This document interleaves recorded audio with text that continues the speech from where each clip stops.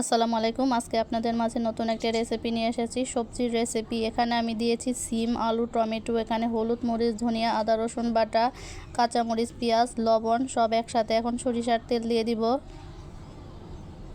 একসাথে সব কিছু আমি মেখে নেব। মাখা শেষ, এখন আমি পানি দিয়ে দিব।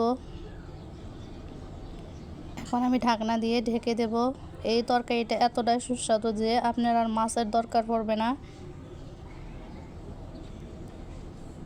এখন আমি ঢাকনাটা খুলে দিলাম। আমার তরকারিটা বলক উঠে গেছে। এখন আমি নেড়ে দিচ্ছি।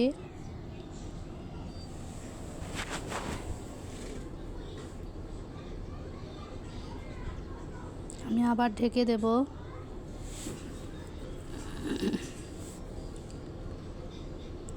এখন আমি আবার ঢাকনাটা খুলে দিলাম।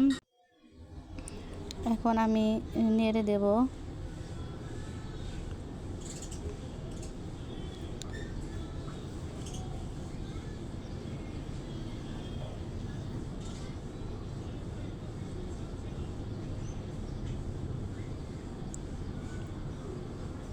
এখন আমি ধনিয়া পাতা দিয়ে দিব।